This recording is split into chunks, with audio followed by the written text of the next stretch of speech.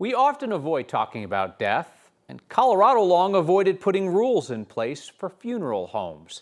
Then a series of scandals, new regulation, and yet this week, the Pueblo County coroner was caught with bodies stashed for years in a hidden room at his mortuary. Our Marshall Zellinger is talking about how we're supposed to be taking care of the departed. People's bodies are not trash. They need to be treated with dignity and compassion and kindness. A topic that sounds taboo is kitchen table talk for Jamie Sarche, pre-planning director at Feldman Mortuary. We're all gonna die, and if we would talk about it, we would do a lot better. In our tour of the Denver mortuary, we were shown the process of how a body is supposed to be treated after death, from a log detailing how they're processed to candles that are lit to recognize someone's remains are present. So we have a room that is a refrigerator. Inside that refrigerated room, the temperature needs to be no warmer than 39 degrees. That's one of the items on the checklist state inspectors use to review funeral homes and crematories, from as mundane as having latex gloves to as serious as treating remains humanely. I don't understand how the third funeral home that we know about is treating people this way. Brian Cotter, the owner of Davis Mortuary in Pueblo and also the Pueblo County coroner, was served this suspension notice this week after inspectors noticed a door was hidden by a cardboard display. And then Cotter asked the inspectors not to enter the room. When inspectors did, they found several bodies in various stages of decomposition. It's bad enough that they've done it for 15 years, but now they knew they were going to get inspected. How did they not take care of this? Out of 225 funeral homes and 75 crematories, 95 have yet to be inspected by the state under a new law that calls for annual inspections after multiple funeral homes were found to be mishandling human remains. You've not been inspected yet, right? We have not been, but we welcome it. We think that this law is so important and valuable. Here's the wild part. There are 2 full-time inspectors for all those funeral homes and crematories. 3 more can be brought in to help, but they also do other work. Sarche said she believes Feldman will be visited by an inspector in October, which, if you know when it's coming, makes the Pueblo thing even more baffling. That was something I was wondering about the Pueblo thing. He knew that inspections were coming and still had bodies hid behind a wall. But put some cardboard something to block the door. Yeah. I was looking for hidden compartments. You didn't see them there? I didn't see any, and Yeah. none were admitted to, and I believe it. Looked pretty buttoned up. Marshall Zellinger, thank you. Most Coloradans probably know next to nothing about the murder last year of a man named Zalian Shaw. That killing got the attention of 9 News Investigates reporter Chris Vandermeer because it appears to be yet another example of problems with how Colorado determines the risk level of thousands of parolees. Here's Zell. Here's my grandson. You hear it when you ask it. What happened to him? A pause. He was murdered.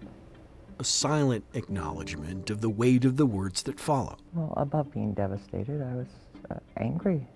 Leanne Harness raised Zalian Shaw. Hours before his death, he called her. He just wanted to know how I was doing, if I was okay.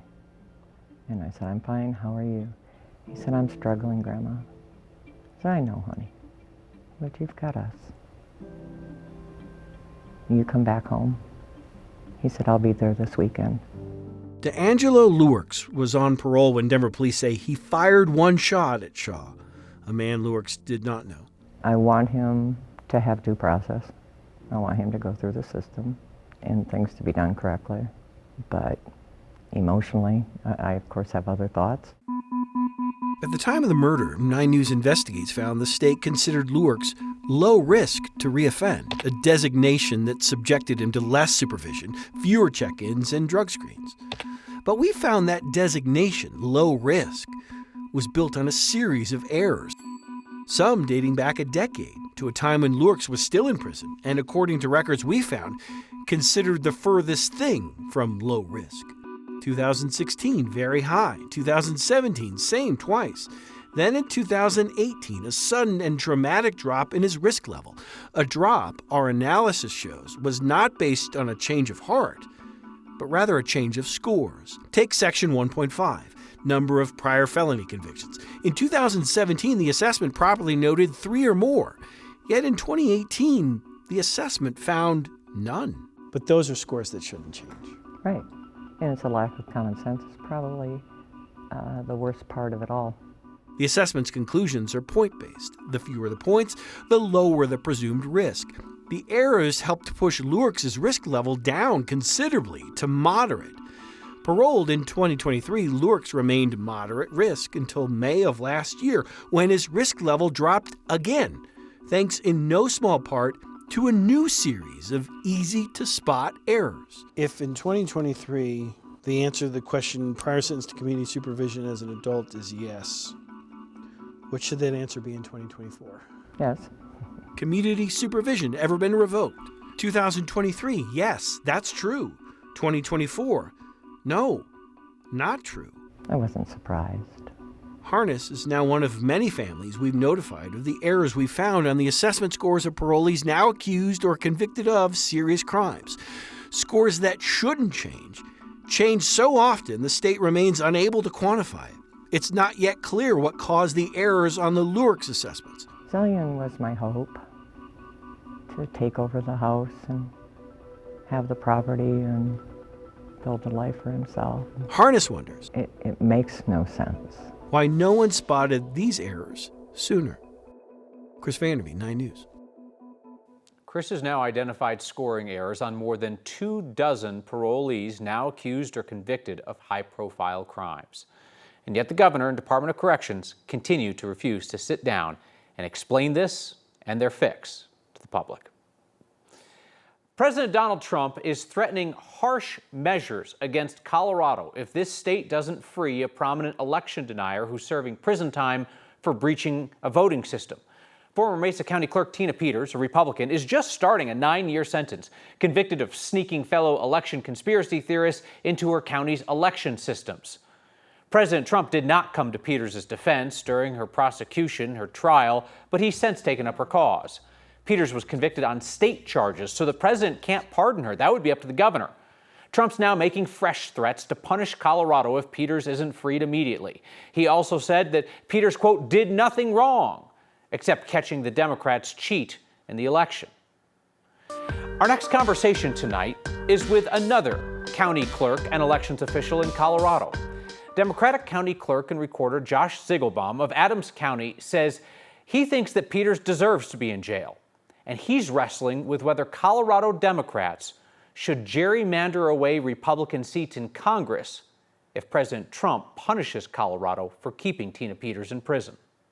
If President Trump chooses to somehow penalize Colorado, I think Colorado should take some sort of action. There's be some hoops to jump through, but I wouldn't be surprised if Colorado went the same route as California and added in additional blue seats. Do you think that that would be a reasonable response to President Trump taking punitive measures against Colorado if Tina Peters isn't freed? For Colorado to say, listen, you punish us for keeping this woman in prison for a crime she was convicted for, we could redistrict and take some more seats. I don't think it's unreasonable. I think that gerrymandering is the enemy of democracy, right? You're taking away that one person, one vote, and the power of the vote. That's the point in doing it, to guarantee yourself, your party a seat. So I don't think it's okay to do. However, at this point in time, it's been shown that Congress and the Supreme Court are fairly complicit with what the president wants to do, which means the only checks and balances left are at the state level and at the voting booth. And so in order to keep the balance in this country, lines have to be redrawn. I think that's a fortunate consequence, and I think it's the actions of a forced hand. Can Democrats win a political tit for tat with President Trump? I believe they can, if they want to. It strikes me that he's willing to do things that I hear Democrats completely eschewing. I mean, January 6th, right? I mean, the fact that he would excuse political violence in the seat of government. I don't hear Democrats saying, well, if we have to do that, then we're going to do that. It just strikes me that you're in a race to the bottom with somebody who has a different idea of where the bottom is. I think for the presidency, I don't think there is a bottom at this point, which is sad. First time in American history that I think I can say that. Whether or not Democrats are willing to go that low, I hope that they're not. I hope that there's some integrity left throughout politics somewhere. But, I think that at some point, fire has to be fought with fire. In our full 20-minute conversation, I also asked Clerk Ziegelbaum about how repeated errors by Democratic Secretary of State Jena Griswold have impacted his job as an elections official and voter confidence. You can see that on 9news.com and on the next YouTube channel. So kids in Denver went back to school this week, and Denver Kids, Inc. went back to work alongside them, making sure those students succeed and graduate. This week's Word of Thanks microgiving campaign supports that longtime nonprofit's work to help students in Denver get past their challenges and succeed. Denver Kids provides one-on-one advising where students can develop long-term relationships with trusted advisors to help them through their specific challenges. It's personalized planning for their futures, whether that future is going to be college or technical training or straight into a career after graduation. It is also an army of volunteer mentors. Think of them as like a cheering squad and role models that come alongside these kids in their journey. 92% of the kids in their program graduated on time last year. 80% of them go on to post-secondary education. And most of those are the first in their family to do that. Here's the current challenge. This longtime nonprofit is facing a $50,000 budget gap due to uncertainty in federal and state funding. I have every confidence that we, as a next community around Colorado, will cover that gap. So the kids in Denver who might otherwise fall through the cracks, drop out, instead become the success stories that changed the trajectory of their families. Scan the QR code on your screen or text the word thanks to 303-871-1491. We'll shoot you that link to donate.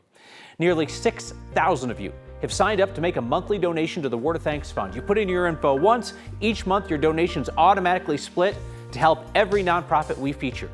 It has meant that recent microgiving campaigns have started with more than $35,000 in your generosity.